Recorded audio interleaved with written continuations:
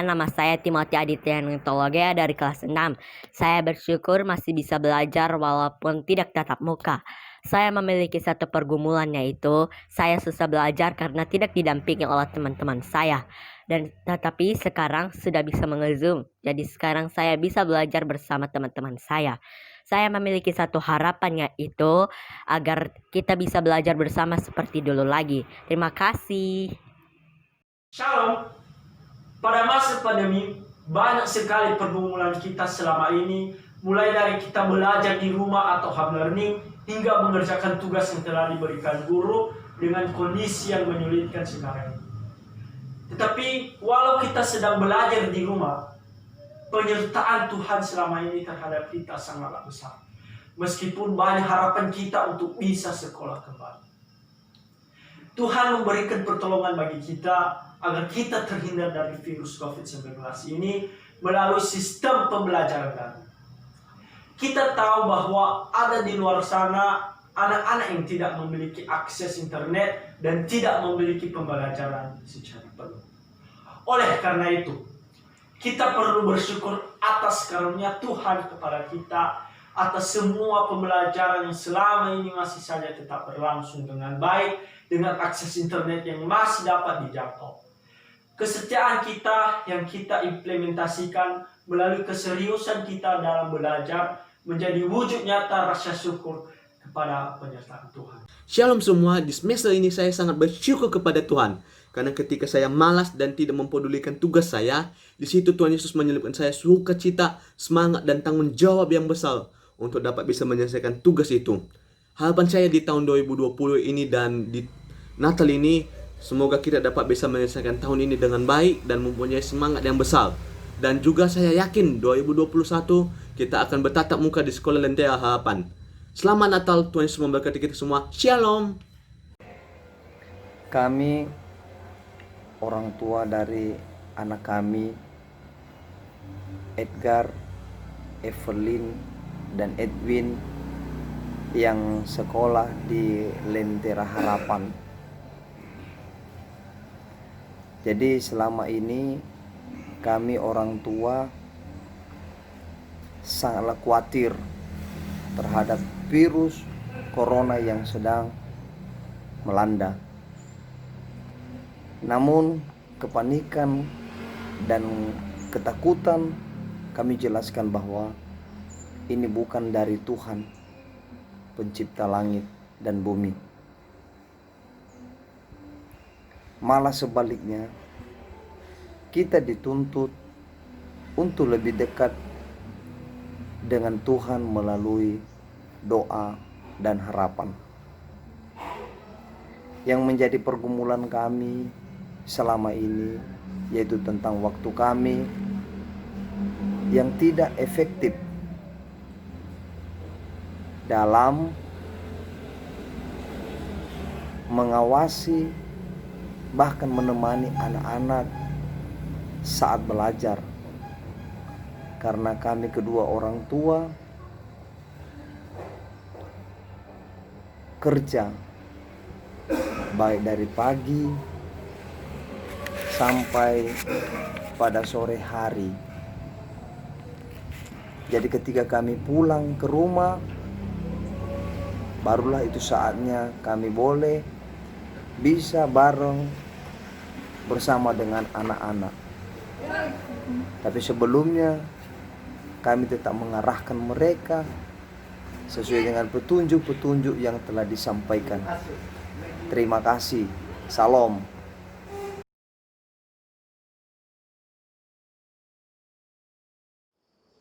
Anak-anak, siapakah yang senang dengan perubahan yang cepat? Siapakah yang siap dengan perubahan yang terjadi saat ini? Siapa di antara kita yang mampu bertahan di tengah situasi pandemi ini? Hampir semua menjawab tidak barangkali.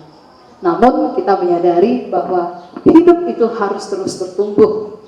Kita harus menikmati setiap proses yang Tuhan izinkan terjadi dalam kehidupan kita.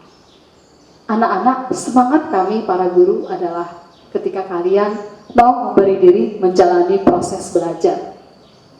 Dan di masa pandemi inilah justru iman para guru semakin diteguhkan. Kami menyadari bahwa kami terus-menerus merindukan kehadiran Kristus untuk menolong kami dalam mengajar kalian dalam jarak jauh, memotivasi kalian dalam jarak yang begitu jauh untuk mau terus belajar. Sehingga akhirnya kita menyadari bahwa hanya Kristuslah sumber kekuatan kita.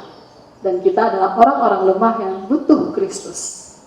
Kami bersyukur untuk anak-anak yang terus memberikan dirinya untuk mau belajar. Dan kami juga masih terus mendoakan anak-anak yang masih bergumul untuk bisa menjalani proses ini dengan baik. Waktu pertumbuhan setiap orang berbeda-beda. Dan kami tetap dengan sabar mau menunggu kalian, mendampingi kalian dalam berproses. Hingga akhirnya kita menyadari bahwa kita adalah manusia yang butuh Tuhan. Kita terus-menerus merindukan kehadiran Kristus. Selamat Hari Natal, selamat menyongsong hadirat Kristus dalam hati kita dan kehidupan kita dalam berkeluarga. Tuhan memberkati.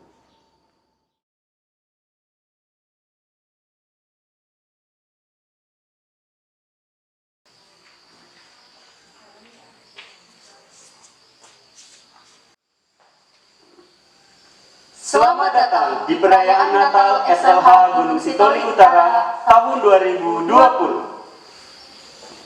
Tidak terasa, kita sudah berada di penghujung tahun 2020. Dan saat ini, kita kembali mengingat dan merayakan perwujudan kasih Allah yang sangat besar melalui kelahiran Yesus Kristus. Perayaan Natal sekolah tahun ini mengusung tema Merindukan Allah setiap waktu, yang sejalan dengan tema sekolah Desiring You dan didasari oleh firman Tuhan Yesaya 26 ayat 8b sampai 9a. Sepanjang tahun 2020, kita diizinkan untuk menikmati pengalaman baru, yaitu pandemi COVID-19 yang mempengaruhi banyak garis kehidupan. Tak dipungkiri, kegelisahan, ketakutan, kekhawatiran, dan kepanikan mendera diri kita. Namun, Allah tetaplah Allah.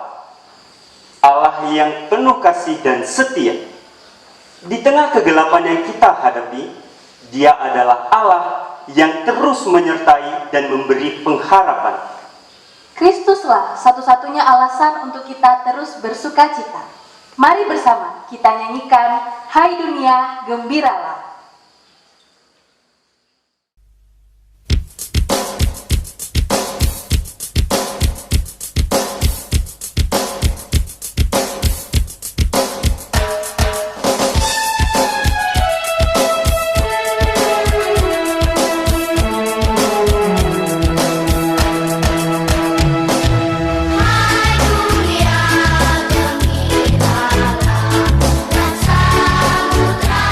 samudra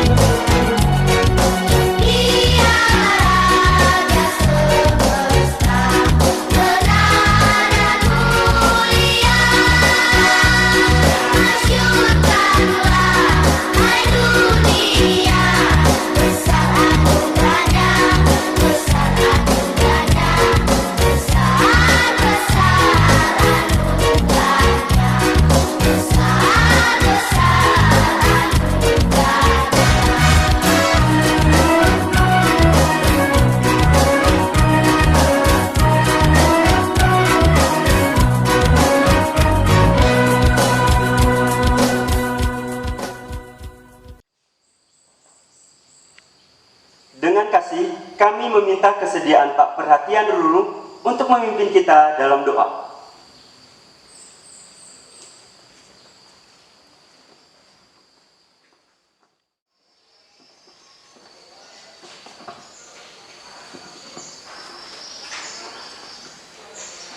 Bapak Ibu dan anak-anak, mari kita bersatu di dalam doa untuk memulai seluruh rangkaian acara perayaan Natal Sekolah pada hari ini. Mari kita berdoa. Kami bersyukur kepada Tuhan untuk penyertaan Tuhan bagi kami sampai pada hari ini. Kami bersyukur, kami melihat kebesaran Tuhan melalui apa yang Tuhan kerjakan bagi kami sepanjang tahun ini. Pada hari ini kami akan merayakan Natal, mengingat kembali bagaimana Kristus telah datang ke dalam dunia sebagai Tuhan dan Juru Selamat bagi hidup kami. Kiranya melalui momen ini kami terus merindukan Tuhan di dalam seluruh hidup kami. Sejak kami masih kecil, sejak kami masih anak-anak, kami terus merindukan Tuhan. Kiranya melalui ibadah ini menjadi berkat bagi kami dan menyenangkan hati Tuhan. Kami memohon kiranya Tuhan berkenan memberkati seluruh rangkaian acara ini. Biarlah itu boleh memuliakan nama Tuhan. Kami bersyukur dan berdoa di dalam nama Tuhan Yesus. Amin.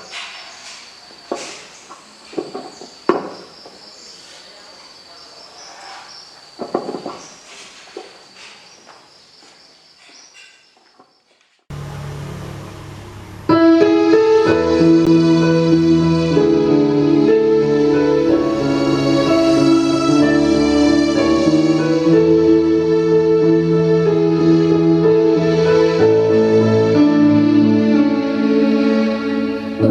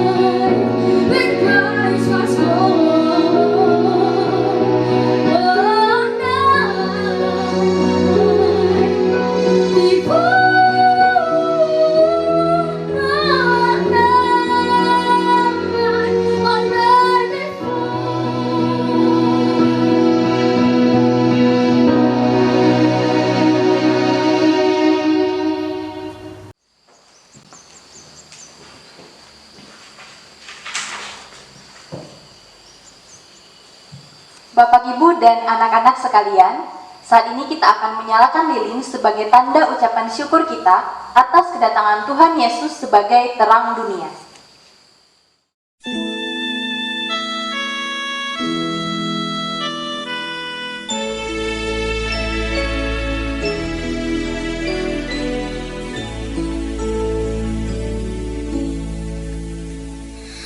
Malam kudus, sunyi senyap, dunia terlelap, hanya dua berjaga terus. Ayah, bunda mesra dan kudus, anak tidur tenang, anak tidur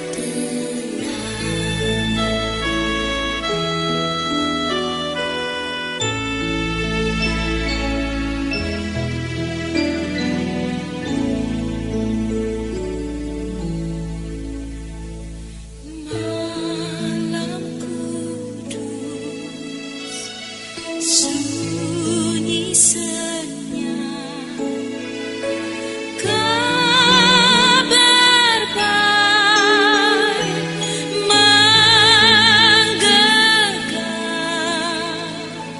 bala surga menyanyikannya. Kaum gembala menyaksikannya.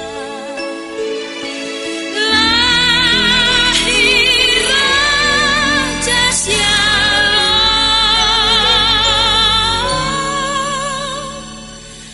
lahir Raja Shalom.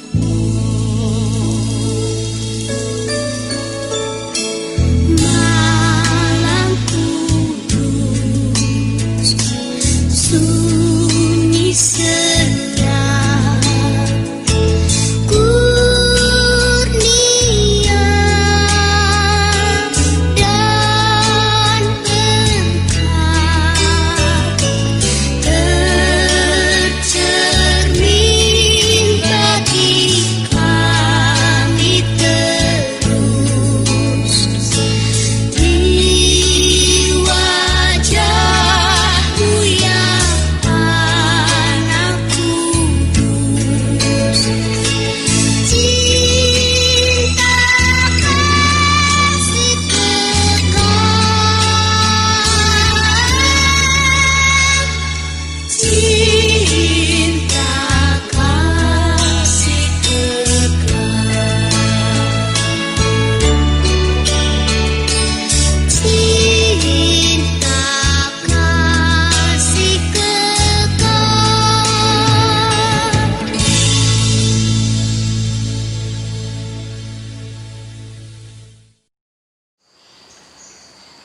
Tiba saatnya kita mempersiapkan hati untuk mendengarkan firman Tuhan. Mari kita menyanyikan lagu tema sekolah di Zairingi.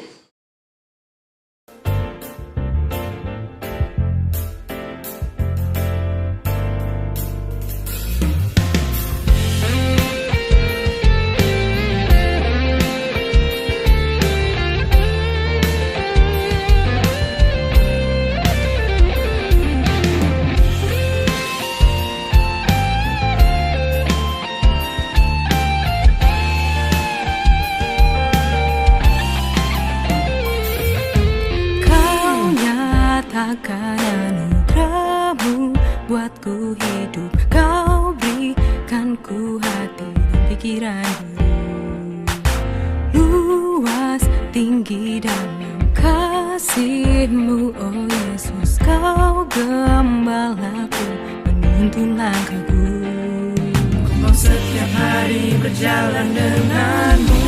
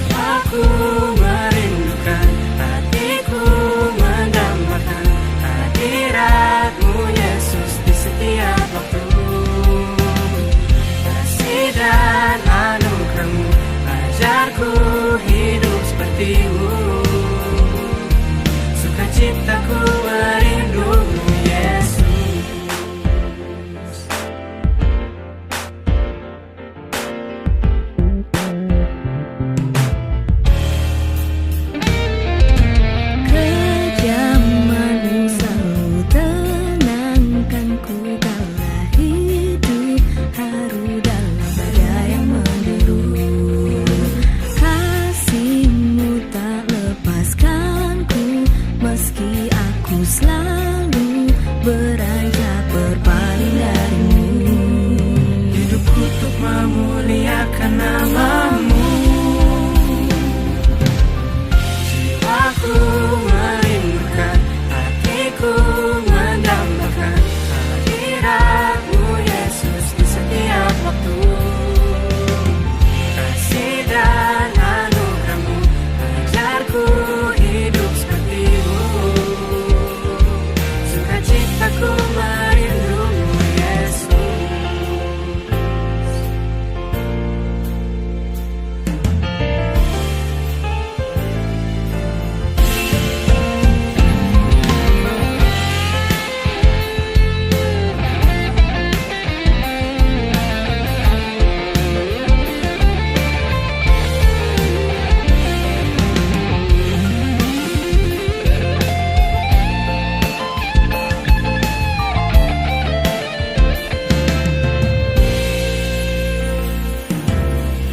Jiwaku merindukan, hatiku mendambakan hadiratmu Yesus di setiap waktu. Kasih dan anugerahmu ajarku hidup sepertimu. Sukacitaku merindumu Yesus. Hatiku mendambakan hadiratmu Yesus di setiap waktu. Kasih dan anugerahmu ajarku hidup sepertimu. Sukacitaku merindumu Yesus. Menyembahmu Yesus. Sepertimu Yesus.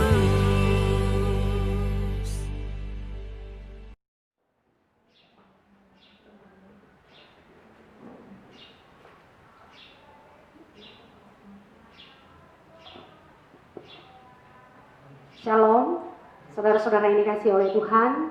Kita bersyukur kepada Tuhan pada kesempatan saat ini. Kita bisa sama-sama merayakan Natal meskipun secara online. Tapi kita percaya Allah hadir bersama-sama dengan kita. Dan saat ini kita akan sama-sama mendengarkan kebenaran firman Tuhan. Tetapi sebelumnya mari bersama-sama kita berdoa. Kita memohon pimpinan Tuhan untuk setiap kita. Kita berdoa. Bapa di dalam surga, di dalam nama Tuhan kami Yesus Kristus, kami mengucap syukur kepadamu pada kesempatan ini, karena Engkau memimpin setiap kami anak-anak-Mu, kami bisa menikmati kebaikan Allah hari demi hari. Bahkan saat ini kami bisa bersama-sama merayakan kelahiran Kristus, Sang Juru Selamat dunia, Juru Selamat setiap kami manusia yang berdosa ini. Ya Tuhan, kami bersyukur akan hal ini, dan saat ini kami bersyukur juga karena Engkau mengasihi kami melalui sapaan firman Tuhan kepada setiap kami saat ini. Dan sebelum kami sama-sama merenungkan firman Tuhan ini, kami mohon pimpinan Tuhan, pimpinan Roh Kudus, supaya kebenaran firman Tuhan yang kami sama-sama dengar, kami sama-sama renungkan, itu membuat kami menjadi orang-orang yang semakin mengasihi Tuhan, memiliki kerinduan di dalam mencintai firman Tuhan, dan hidup kami menjadi hidup yang mengasihi Tuhan. Kami bersyukur di dalam nama Tuhan kami Yesus Kristus kami berdoa. Amin. Mari saudara-saudara yang dikasihi oleh Tuhan, kita bersama-sama mendengarkan firman Tuhan sesuai dengan tema yang diberikan kepada saya, yaitu merindukan Allah setiap waktu. Saya mengajak kita bersama-sama membuka Alkitab kita. Kita membaca di dalam kitab Yesaya pasal yang ke-26 ayat yang ke-8 sampai dengan ayatnya yang ke-9. Saya akan baca kepada setiap kita, dan mari bersama-sama kita memperhatikan dengan seksama di dalam Alkitab kita masing-masing. Yesaya 26 ayat 8 sampai dengan ayatnya yang ke-9. Lembaga Alkitab Indonesia memberikan judul Nyanyian Puji-pujian karena Kelepasan dan Penghakiman yang Diberikan Allah. Ya Tuhan, kami juga menanti-nantikan saatnya Engkau menjalankan penghakiman. Kesukaan kami ialah menyebut nama-Mu dan mengingat Engkau. Dengan segenap jiwa aku merindukan Engkau pada waktu malam, dan juga dengan sepenuh hati aku mencari Engkau pada waktu pagi. Sebab apabila Engkau datang menghakimi bumi, maka penduduk dunia akan belajar apa yang benar.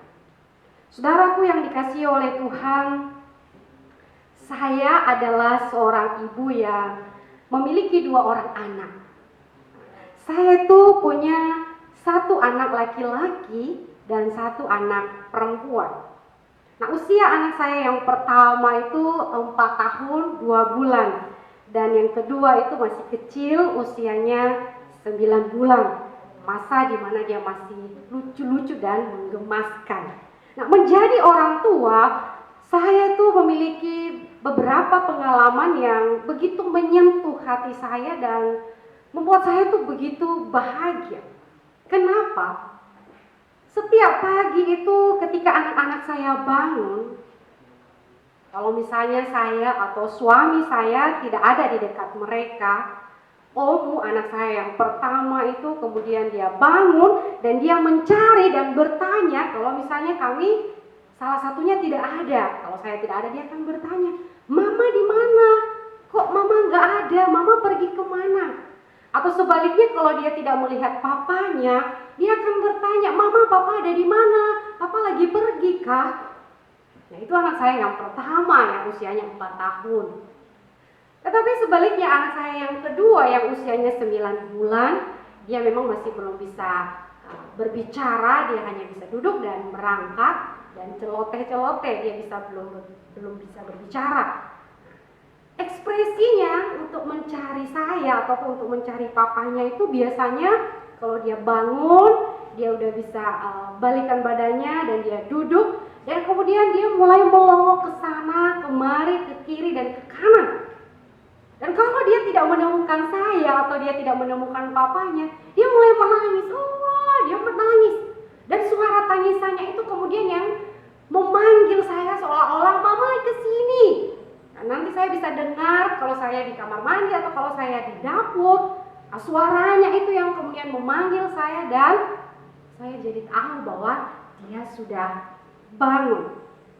Nah, saudara-saudara yang dikasihi oleh Tuhan, anak-anak mencari saya ataupun mencari suami saya bukan hanya pada saat mereka bangun tidur, tetapi juga mereka mencari saya atau mencari suami itu ketika mereka mau makan, mau mandi, mau main, hampir setiap waktu mereka selalu mencari kami orang tuanya. Barangkali muncul pertanyaan kepada setiap kita, kenapa sih anak-anak itu selalu mencari orang tua dan menginginkan orang tua itu selalu bersama-sama dengan mereka?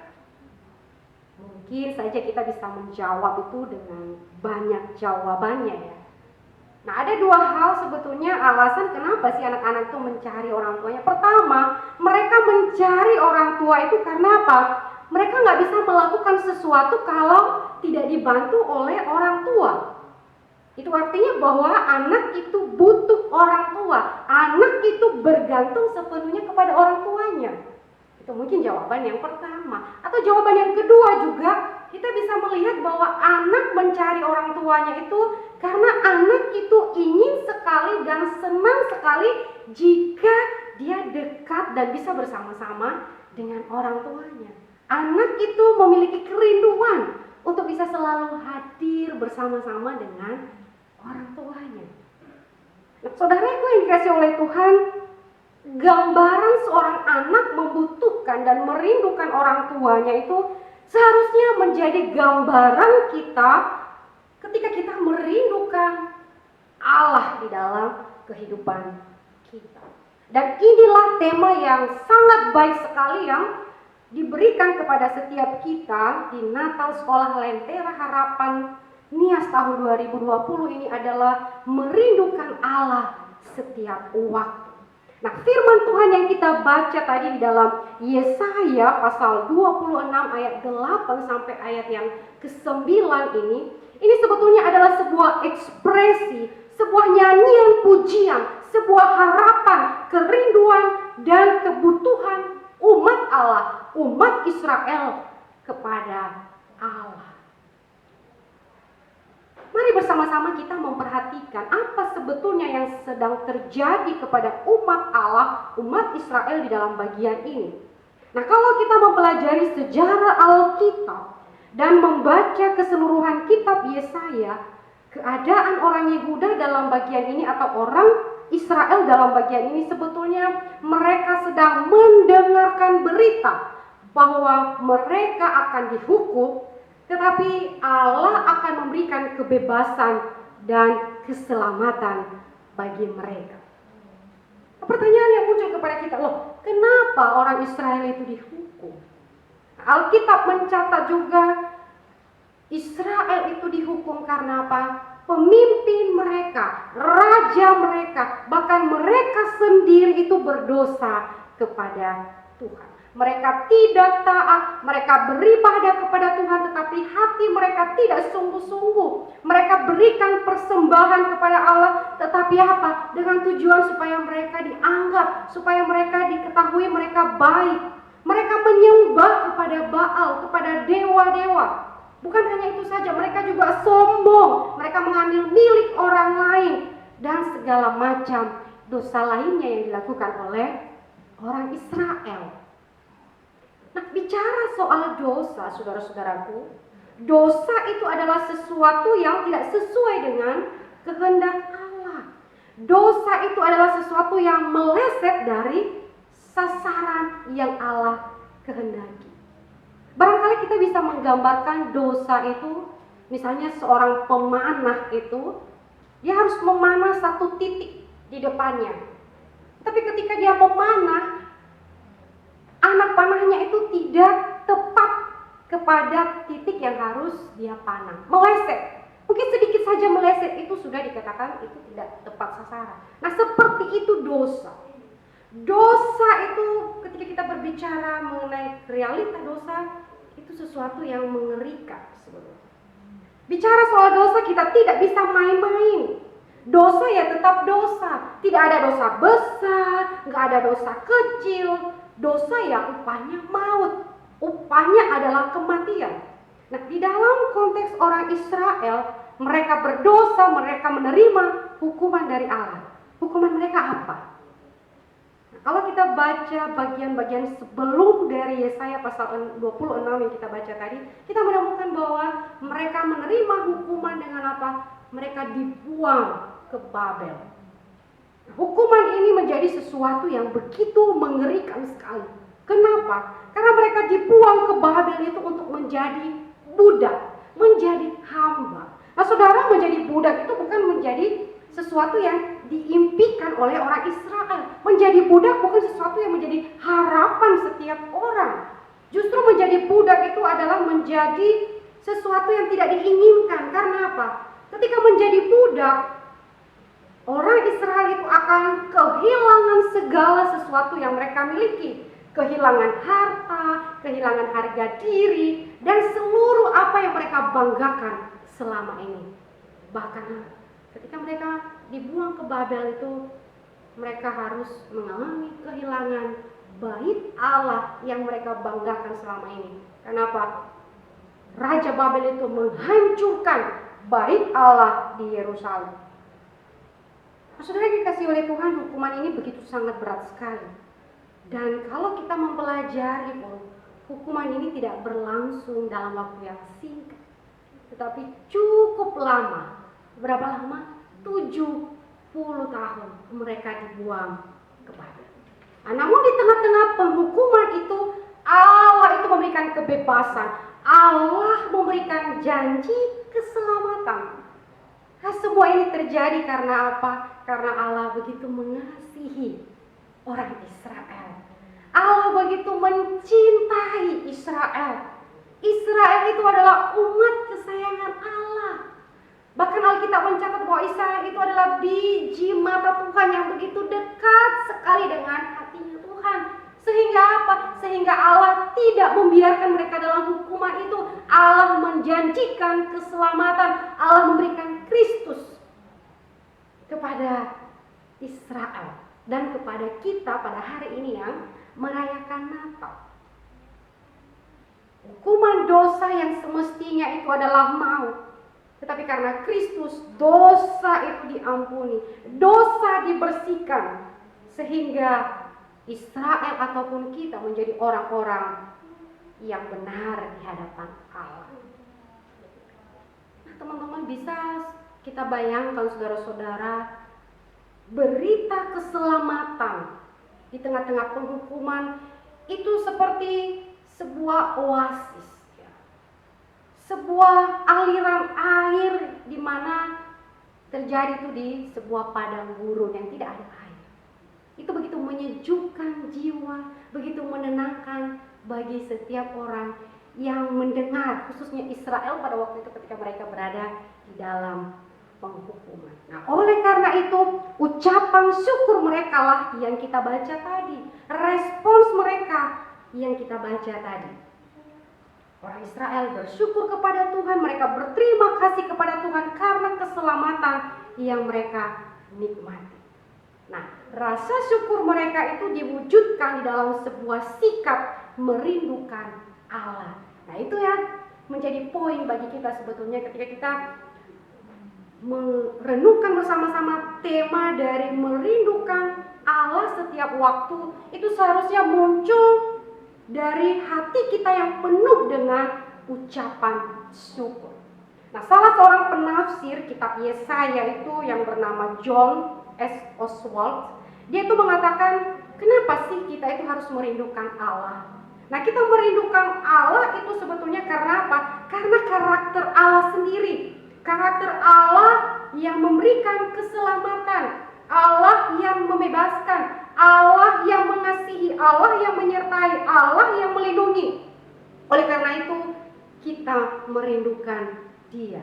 Dapat dikatakan bahwa tanpa karakter Allah yang mengasihi, mungkin kita tidak bisa merindukan Allah. Itu artinya bahwa Allah layak untuk dirindukan, karena memang karakter Allah yang penuh dengan kasih melindungi kita, bahkan memberikan kita keselamatan. Tanpa Allah, hidup kita tidak ada artinya. Tanpa Allah, kita tidak bisa berjalan. Tanpa Allah, kita tidak bisa duduk. Tanpa Allah, kita tidak bisa berjalan.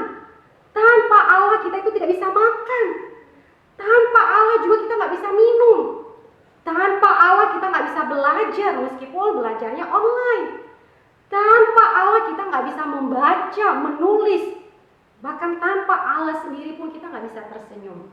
Coba deh, saya ajak kita semua boleh tersenyum sekarang. Ya, tapi jangan senyum sendiri ya. Kalau ada misalnya orang tua di sebelah kiri kita, ada saudara, ada adik, kakak, atau kakek nenek kita, boleh kasih senyum sedikit saja. Senyum.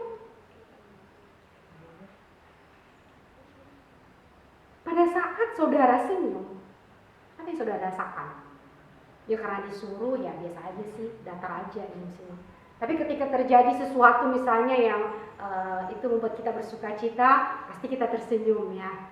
Kalau itu senyumnya memang senyum bahagia. Tapi ada juga senyum itu yang senyumnya kecut, senyumnya sinis, begitu ya. Tapi saya tidak membahas apa alasan dibalik kita senyum. Tetapi yang saya mau katakan, ketika kita tersenyum, saya mau mengatakan bahwa kita itu tidak bisa tersenyum kalau tidak ada Allah. Oh, masa sih?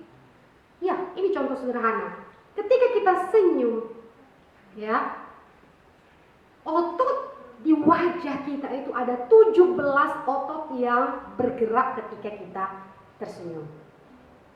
Gak pernah kita sadari ya selama ini. Ya kita senyum, ya senyum aja tuh, biasa aja. Tapi sebetulnya ketika kita tersenyum, hal yang biasa, yang mungkin kita gak sadari kita melakukannya, itu sebetulnya karena Allah. Allah semuanya yang merancang tubuh kita ini sehingga kita itu bisa tersenyum. Semuanya Allah yang mengatur.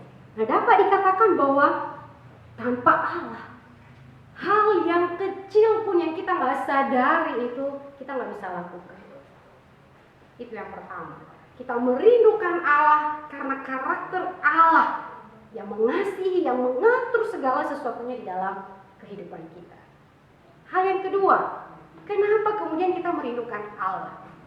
Israel dikatakan mereka merindukan Allah karena Israel itu ada dalam sebuah ikatan. Israel itu ada dalam sebuah relasi yang sangat dalam kepada Allah. Israel itu dikatakan Israel adalah umat kesayangan Allah, umat perjanjian Allah. Di dalam relasi itu Israel itu merindukan Allah. Teman-teman atau saudara-saudaraku pernah nggak merindukan seseorang? Pernah merindukan seseorang, misalnya merindukan orang tua ketika orang tua itu jauh, misalnya pergi karena tugas atau pergi karena alasan tertentu. Ada ya, kita merindukan orang tua kita, atau kita merindukan sahabat kita, atau kita juga merindukan orang-orang yang dekat dengan kita. Pertanyaan, kenapa kita merindukan orang tua, sahabat, atau siapapun itu? Kenapa kita merindukan mereka? Kita merindukan mereka itu karena kita dekat dengan mereka. Kita ada relasi dengan mereka. Kita ada pengalaman bersama dengan mereka. Tentu aneh kan? Kalau misalnya salah seorang di antara kita tiba-tiba berkata kepada temannya, saya itu rindu sama bapak-bapak yang menjual ikan, yang menjual sayur di pasar pagi. Nah, teman kita yang mendengar itu kemudian mengatakan, kok kamu rindu sama dia? Ya, aku rindu aja.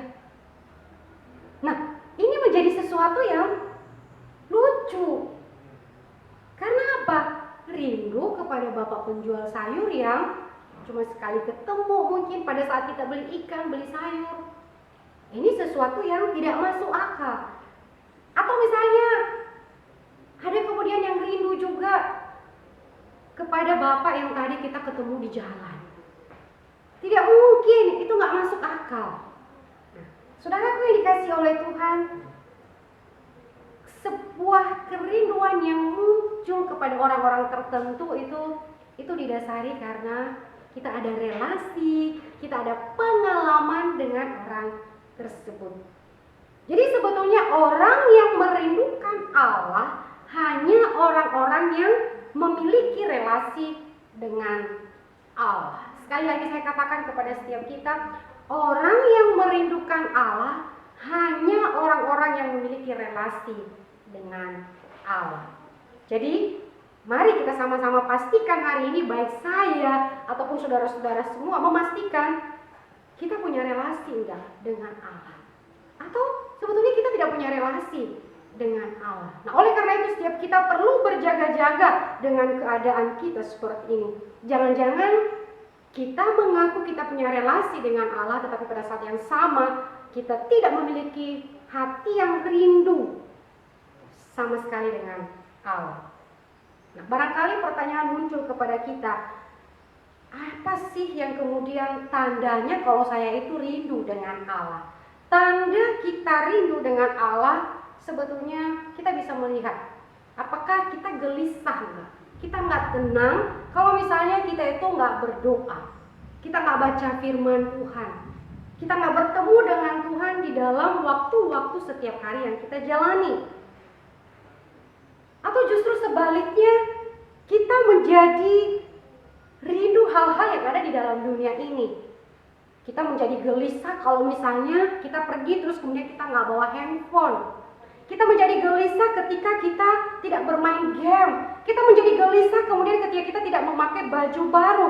Kita gelisah ketika kita tidak punya barang sama seperti barang yang dimiliki oleh teman-teman kita.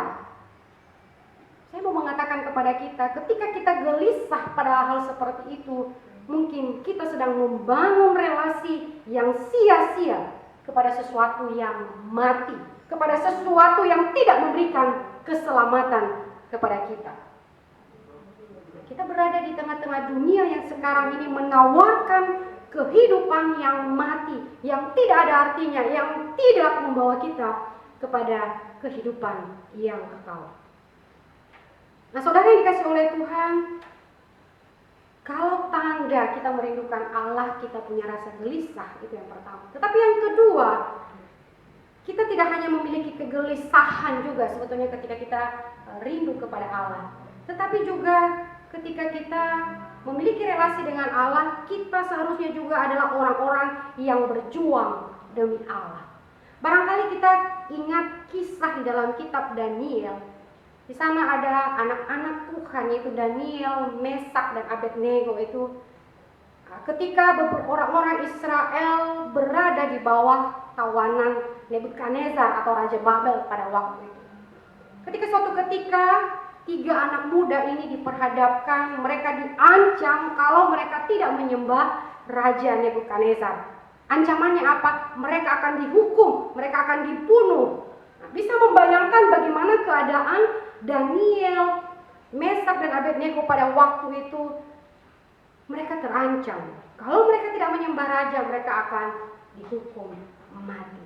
Tetapi kemudian Alkitab mencatat Daniel dan kawan-kawannya itu justru menegaskan, mereka memproklamirkan bahwa demi Allah mereka tidak mau menyembah kepada siapapun, mereka tidak takut kepada ancaman bahkan kematian yang diberikan oleh manusia.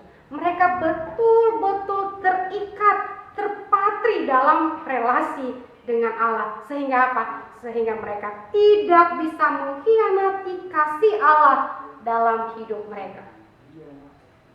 Barangkali kita juga perlu melihat diri kita ya. Kita dalam konteks stay at home atau kita berada di rumah saat ini. Mungkin ada waktu kita sendirian di dalam kamar kita masing-masing. Apa kemudian yang kita lakukan di dalam kamar ketika tidak ada orang yang melihat kita? Benarkah ketika kita sendirian itu kita menjadi gelisah kalau kita tidak baca firman, tidak berdoa, atau justru kita sudahlah tidak apa-apa? Dalam kesendirian kita, apakah kita tetap memilih untuk taat kepada Allah, atau justru kita melakukan hal yang itu dibenci oleh Allah? Saudara-saudara yang dikasih oleh Tuhan, bagaimana sih kita membangun relasi dengan Allah itu? Membangun relasi dengan Allah itu satu poinnya adalah kita menerima anugerah keselamatan dari Kristus. Menerima keselamatan berarti menerima percaya dengan hati yang sungguh-sungguh bahwa hanya Kristus yang dapat menyelamatkan kita dari dosa kita. Saya percaya anak-anak Tuhan, setiap kita yang memiliki relasi dengan Allah, yang memiliki kerinduan kepada Allah, pasti mengalami yang namanya perubahan. Perubahan di dalam hati, perubahan di dalam pikiran, dan perubahan di dalam perkataan. Ada salah seorang anak kelas SD, ya kasihlah namanya itu Yanto. Nah, si Yanto ini dia memiliki kesulitan di dalam pelajaran matematika. Nah, nilai matematikanya itu tidak pernah membanggakan, saudara-saudara. Selalu nilainya itu di bawah standar. Bahkan dia pernah mendapatkan nilai itu 0. Ya karena apa? Semua soal matematika itu dia nggak bisa jawab. Nah, akibatnya Yanto itu begitu frustasi, malu, bahkan sedih. Karena apa? Dia nggak bisa matematika sama seperti teman-temannya yang lain. Bahkan pada satu titik Yanto itu menjadi sangat benci kepada pelajaran matematika. Dan dia pun ikut-ikutan benci juga kepada guru matematikanya. Jadi kalau gurunya matematika itu masuk ke dalam kelasnya, dia nggak mau lihat tuh mata gurunya. Bahkan ketika pelajaran matematika itu berlangsung, dia kemudian melihat keluar jendela, malah dia melamun, bahkan dia main-main, mengganggu temannya. Nah, itu yang dilakukan oleh si Yanto akibat dia kesulitan di dalam pelajaran matematika. Nah, suatu ketika ada sesuatu yang kemudian membuat orang di sekeliling Yanto itu menjadi kaget. Kenapa? Si Yanto itu tiba-tiba menjadi berubah 180 derajat. 180 derajat itu ya, dari arah sini, dari arah belakang ke depannya 180 derajat, bukan 360 derajat. Kalau 360 derajat itu balik ke posisi semula. Ini 180 derajat. Dia menjadi berubah, menjadi berbeda. Kalau awalnya tadi dia main-main kalau pelajaran matematika, kalau awalnya tadi dia benci kepada guru matematikanya, Yanto kemudian berubah, dia menjadi apa? Menjadi anak yang ketika pelajaran matematika itu dia perhatikan baik-baik. Ketika gurunya juga menjelaskan, dia begitu menunjukkan ekspresi tertarik sekali dengan pelajaran matematika. Hingga pada satu titik kemudian mereka ujian matematika dan Yanto itu begitu semangat sekali, begitu antusias sekali. Dia bisa menjawab semua soal matematika itu. Nah, tiba hari yang ditunggu-tunggu, itu kertas ujian mereka itu dikembalikan. Ada sesuatu yang mengherankan yang membuat teman-temannya itu kaget. Si Yanto itu dapat menjawab semua soal matematika itu dengan baik, dengan sempurna, sehingga dia dapat nilai yang 100. Nah, ketika Yanto melihat itu, dia kemudian lari pulang ke rumahnya. Dia begitu antusias sekali dan kemudian dia melaporkan kepada mamanya, kepada papanya, "Pak, ini Yanto dapat nilai 100. Nah, ketika mamanya melihat dan mendengar hal itu, kalau selama ini Yanto itu dapat nilai 0, nilai 1 karena dia nggak bisa jawab, mamanya itu langsung bertanya kepada dia, "Yanto, bagaimana bisa sayang, kok kamu bisa dapat nilai yang 100? Bulan lalu kamu dapat nilai yang rendah, kok bisa?"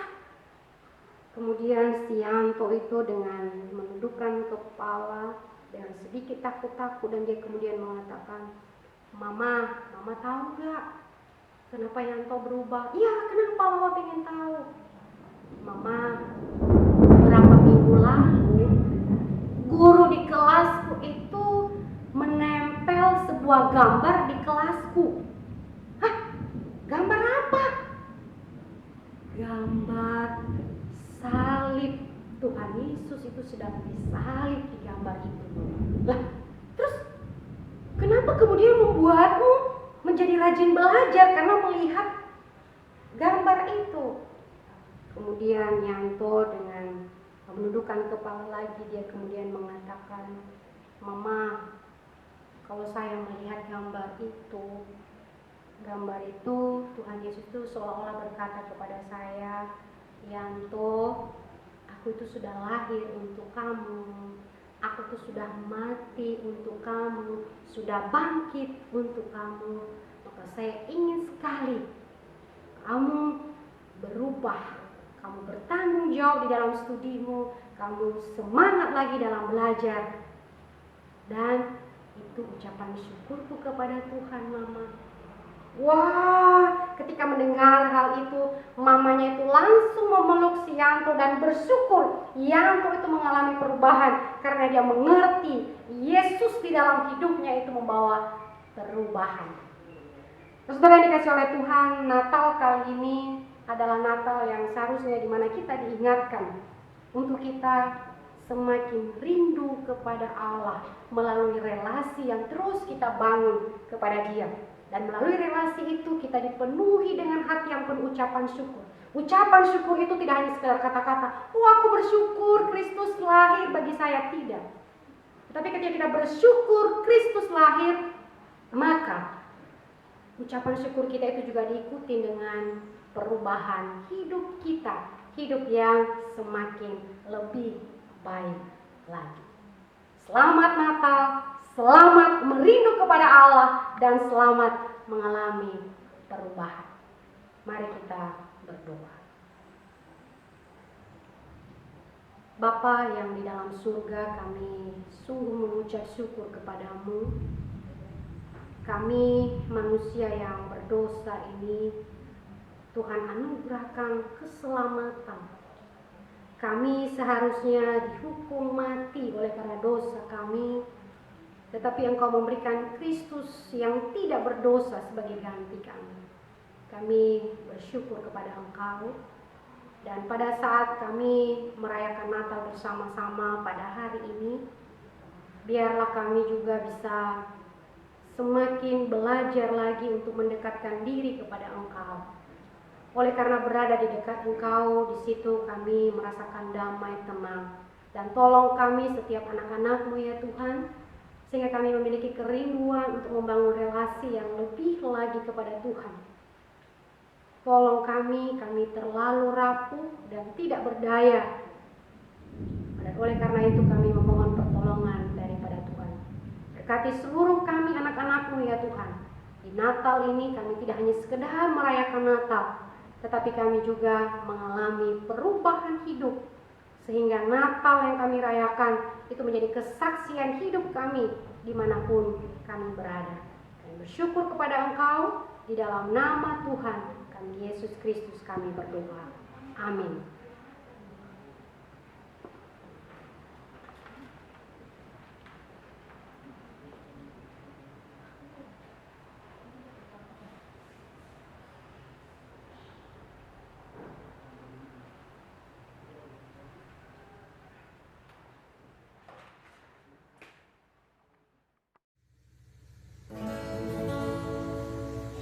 Joy to the world.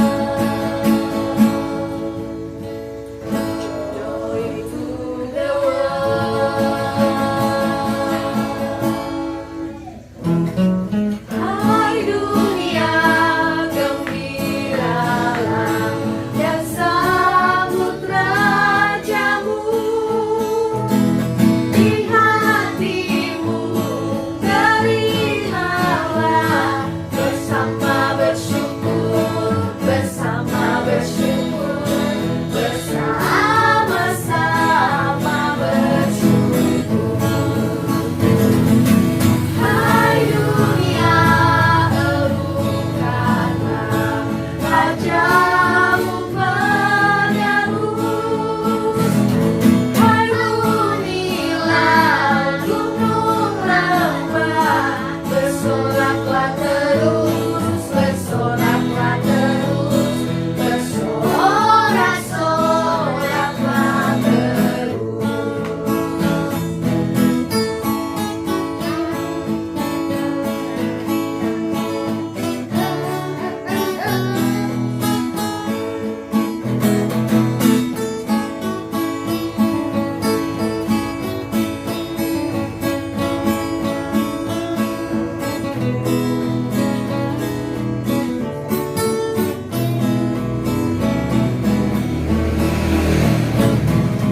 Dia Raja semesta, benar dan mulia.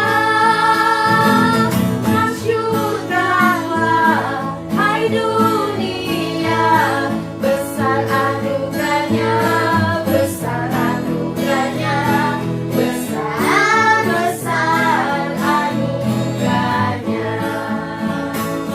Besar-besar anugerahnya.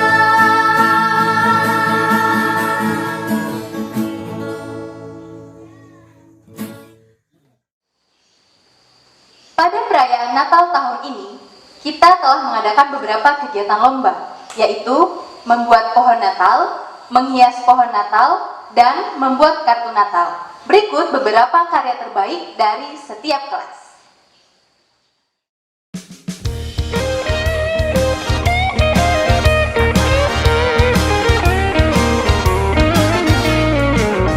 Go tell it on the mountain, over the hills and everywhere.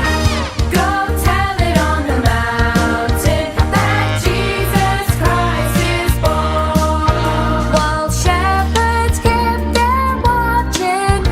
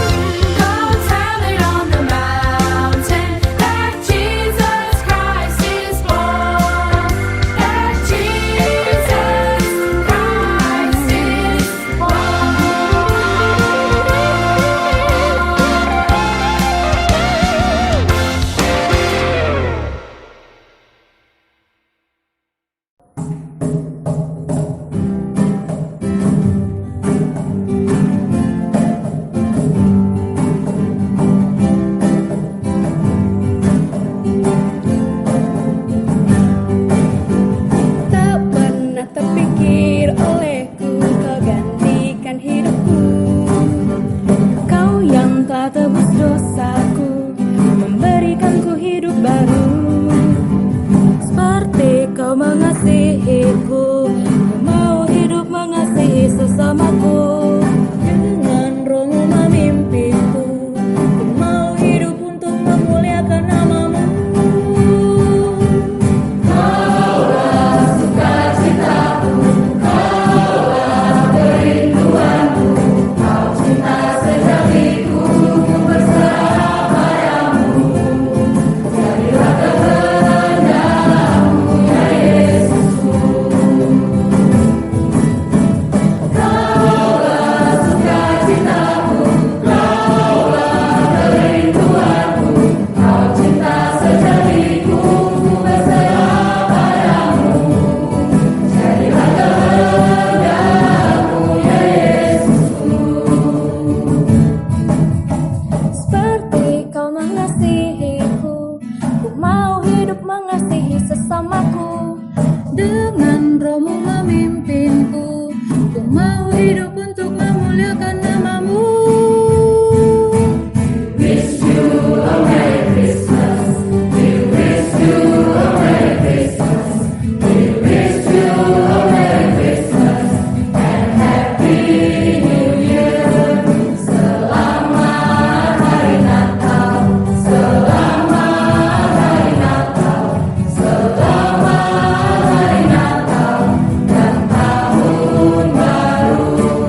Good tidings to you and all of your kin. Good tidings for Christmas and Happy New Year. Selamat Hari Natal, selamat Hari Natal, selamat Hari Natal dan Tahun Baru.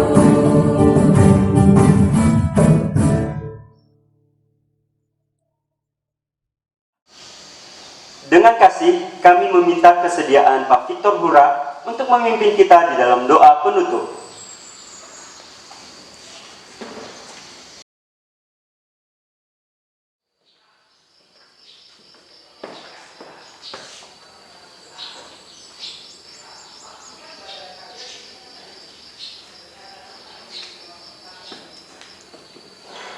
Bapak, Ibu, dan anak-anak kami sekalian, untuk menutup kegiatan kita pada hari ini, mari kita tundukkan kepala, kita berdoa.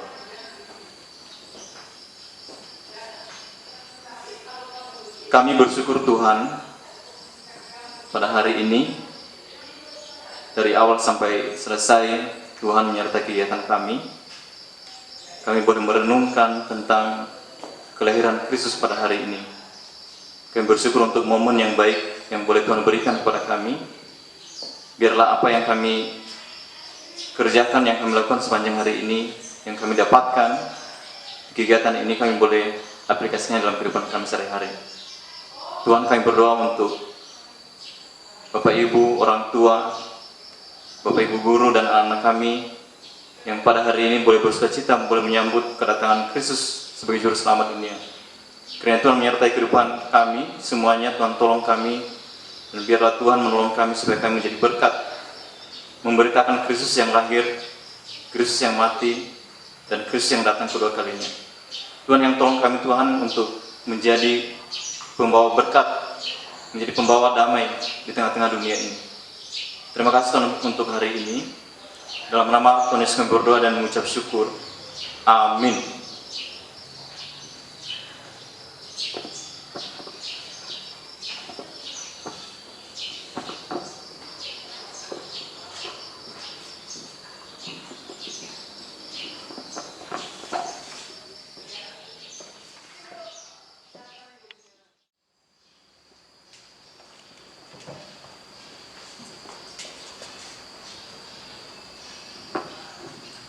Terima kasih untuk setiap keluarga yang sudah berpartisipasi merayakan Natal bersama keluarga besar Lentera Harapan Gunung Sitoli Utara.